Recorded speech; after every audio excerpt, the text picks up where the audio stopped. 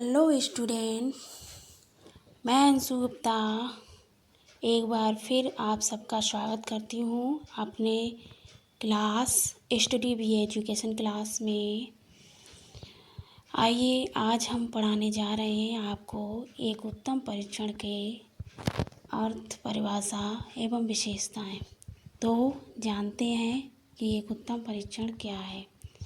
किसी भी परीक्षण यानी टेस्ट को अच्छा अथवा उत्तम तभी कहा जा सकता है जब वह उसके मापन के लिए बनाई गई विभिन्न कसौटियों पर खरा उतरे। दूसरे शब्दों में इस प्रकार कहा जा सकता है कि एक अच्छे परीक्षण यानी एक गुड टेस्ट अनेक विशेषताओं का होना आवश्यक है। एक अच्छे परीक्षण की विशेषताओं को जानने से पूर्व अच्छे परीक्षण का अर्थ जानना आवश्यक है। राइटर हैं महेश भार्गव ने उत्तम परीक्षण का अर्थ इस प्रकार बताया है। एक उत्तम मनोवैज्ञानिक परीक्षण यानी कि ये एक गुड साइकोलॉजिस्ट टेस्ट आवश्यक रूप से प्रयोजनपूर्ण एवं मानकीकृत यंत्र है जो मानव व्यवहार का वस्तुनिष्ठता एवं व्यापकता के साथ निरीक्षण करता है। समय, धन एवं व्यक्ति के दृष्टिकोण से यह सदैव मितव्ययी तथा प्रशासन, फलांकन और विवेचन की दृष्टिकोण से सुगम होता है। इसके प्रत्येक पद की भेद बोधक शक्ति भी अधिक होती है। इसके विभिन्न मानक जैसे आयु, लिंग, शैक्षिक, सांस्कृतिक निर्धारित किए जाते हैं। इसके अतिरिक्त यह अत्यधिक विश्वसनीय एवं वैध होता है। आइए जानते हैं इसकी विशेषताओं की परिभाषाएं कि एक अच्छे परीक्षण की समस्त विशेषताएं किन परिभाषाओं पर निहित है। तो सबसे पहले राइटर हैं वो क्लास मेयर तथा गुडविन के अनुसार क्लास मेयर बताते हैं कि एक अच्छे परीक्षण में वैधता, विश्वसनीयता तथा व्यवहारिकता का होना आवश्यक है। अगले राइटर हैं डगलस एवं हॉलैंड। डगलस के अनुसार एक अच्छे परीक्षण में अनेक विशेषताओं का होना आवश्यक है और ये विशेषताएं प्रत्येक परीक्षण के निर्माण में आधारभूत सिद्धांत हो जाते हैं। आइए जानते हैं एक अच्छे परीक्षण की निम्न विशेषताएं। तो कौन कौन सी विशेषताएं हैं। एक उत्तम परीक्षण की व्यवहारिक विशेषताएं। देखिए छात्रों, परीक्षण को दो भागों में बांटा गया है। एक है व्यवहारिक और दूसरा है वो भी आपको पढ़ने को मिलेगा। तो सबसे पहले आइए जानते हैं कि व्यवहारिक विशेषताएं एक उत्तम परीक्षण के लिए कौन कौन सी हैं। तो नंबर 1 हेडिंग है उद्देश्यता। एक अच्छे परीक्षण की विशेषताओं में सर्वप्रथम विशेषता उद्देश्यता है। उद्देश्यता का अर्थ है कि वह परीक्षण किसी उद्देश्य अथवा लक्ष्य की पूर्ति कर सके। इसका आशय है कि परीक्षण का निर्माण तभी संभव होता है जब हमारी समझ कोई उद्देश्य हो, कोई समस्या हो अथवा कोई लक्ष्य हो। बिना उद्देश्य के परीक्षण संभव नहीं है। इस प्रकार परीक्षण की रचना करने से पूर्व उद्देश्य की पूर्ति का साधन मात्र है। उद्देश्य अथवा पाठ्यक्रम का ध्यानपूर्वक अध्ययन करके निश्चित किए जाते हैं जिसके लिए परीक्षण का निर्माण किया जाता है। तो नंबर 2 हेडिंग आती है व्यापकता। अच्छे परीक्षण की विशेषता व्यापकता का अर्थ यह है कि परीक्षण में इस प्रकार के प्रश्नों को स्थान दिया जाए जो उस विषय से संबंधित समस्त पक्षों का मापन कर सके। परीक्षण अपने लक्ष्य की पूर्ति करने वाला हो। जैसे यदि हिंदी का प्रश्न पत्र बनाना है तो उसमें गद्य, पद्य, कविता, व्याकरण, नाटक आदि विधाओं को सम्मिलित किया जाना चाहिए। अर्थात ऐसा कोई भी पक्ष ना छोड़ा जाए जिस पर प्रश्न ना हो और परीक्षण एकांकी होकर व्यापक होना चाहिए। नंबर 3 आता है मितव्ययिता। मितव्ययिता से आशय है कि परीक्षण विषय सामग्री, समय, धन आदि सभी दृष्टियों से मितव्ययी हो। ना तो उसके निर्माण में अधिक समय लगे, ना ही प्रशासनिक दृष्टि से वह समय साध्य हो। इसके साथ ही परीक्षण की संरचना ऐसी हो जिसमें अन्य व्यक्तियों की आवश्यकता भी ना हो। इस प्रकार एक अच्छा परीक्षण समय, धन एवं व्यक्ति तीनों ही दृष्टियों से मितव्ययिता के लिए हुए होता है। नंबर 4 आता है सुगमता। सुगमता का आशय है परीक्षण के प्रशासन की सुगमता, फलांकन की क्षमता और विवेचना की दृष्टिकोण से भी सुगमता का होना आवश्यक है। ऐसे परीक्षण की रचना करने चाहिए जिसका प्रशासन आसानी से किया जा सके, निर्देश स्पष्ट एवं संक्षिप्त हो कि छात्र उन्हें आसानी से समझ ले, प्रश्नों की भाषा सुगम हो, फलांकन करने में भी वे सुगम हो। सुगम मतलब आसान हो, मतलब ऐसा परीक्षण करना चाहिए जिससे हर छात्र समझ सके और किसी को समझने में या पढ़ने में किसी में जटिलता ना हो। नंबर 5 आता है सर्वमान्यता। एक अच्छे परीक्षण की विशेषता इसकी सर्वमान्यता है। सर्वमान्यता का अर्थ होता है कि परीक्षण ऐसा हो कि उसका प्रयोग उन समस्त व्यक्तियों और परिस्थितियों में किया जा सके जिन पर उसका मानकीकरण किया गया है। मनोवैज्ञानिक परीक्षण इसी कोटि में आते हैं। यानी कि इसमें बता रहे हैं कि सर्वमान्यता मतलब होता है कि ऐसा परीक्षण किया जाए जो समस्त छात्रों और व्यक्तियों की परिस्थितियों को देखकर सेट करना ही सर्वमान्यता कहलाता है। नंबर 6 आता है प्रतिनिधित्व।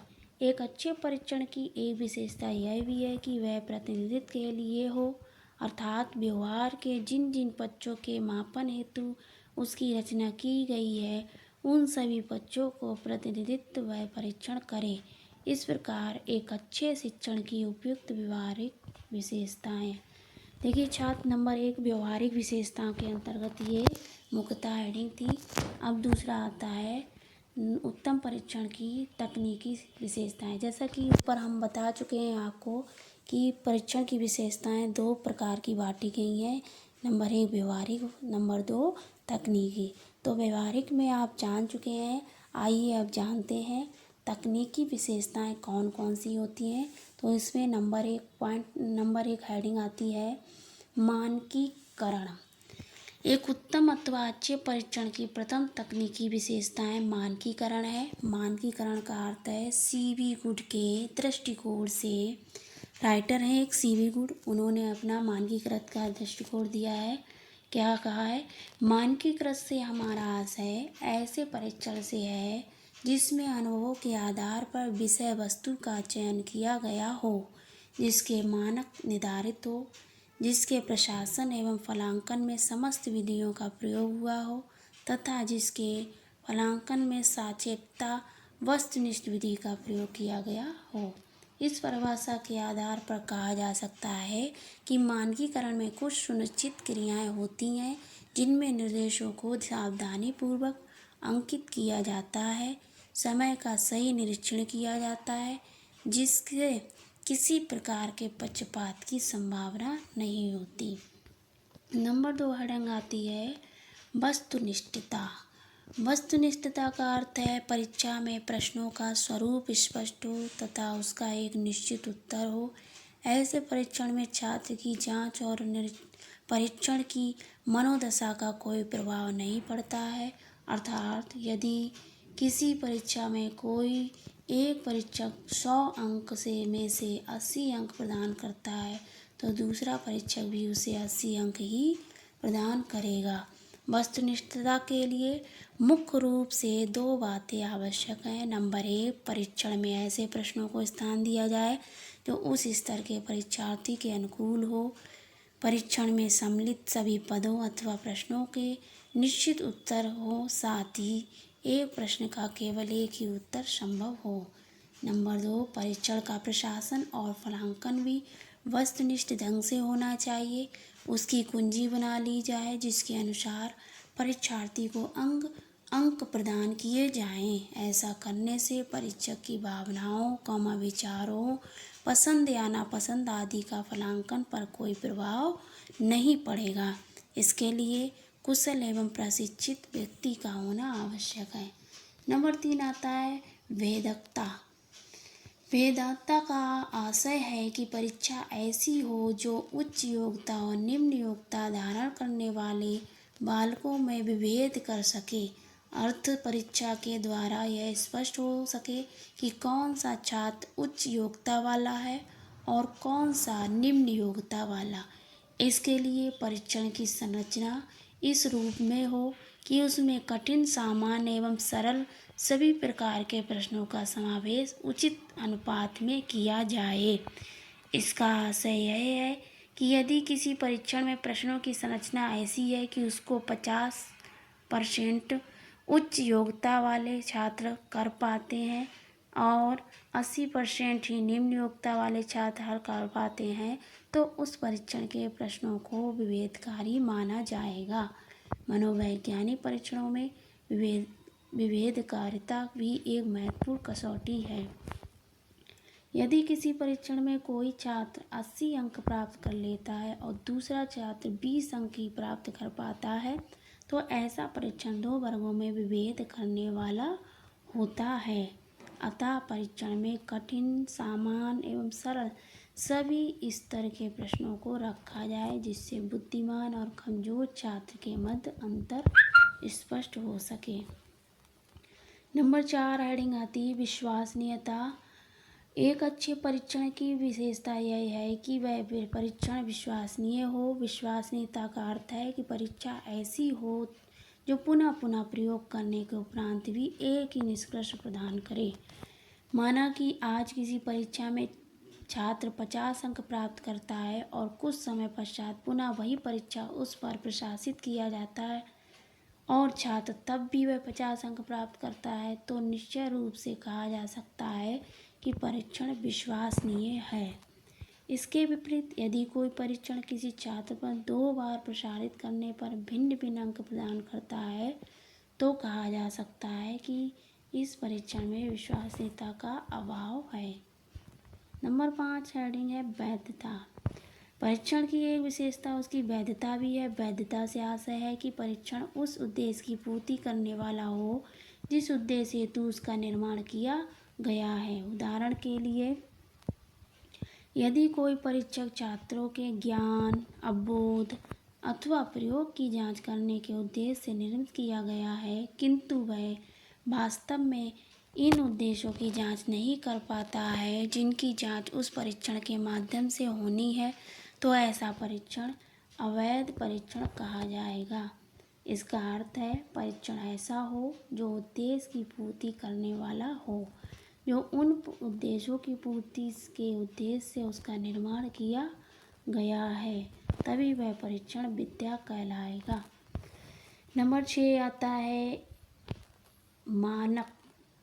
मानक क्या है? एक अच्छे परीक्षण की एक विशेषता है यह है कि उसके मानक स्थापित हो। मानक का अर्थ है किसी व्यक्ति की किसी विशेष समूह में स्थिति क्या है, इसकी जानकारी प्रदान करना, अर्थात किसी विशेष समुदाय में व्यक्तियों के कार्य की इकाई को मानक कहा जा सकता है। समूह में 2 व्यक्तियों की तुलना करने के लिए भी मानक का निर्धारण किया जाता है। इस प्रकार मानक किसी व्यक्ति की किसी समूह विशेष स्थिति का निर्धारण करते हैं। अतः यह कहा जा सकता है कि एक उत्तम परीक्षण की विशेषताएं व्यवहारिक दृष्टि से तथा तकनीकी दृष्टि से अनेक हैं और सभी विशेषताएं एक दूसरे से संबंधित और परस्पर अन्योन्याश्रित हैं।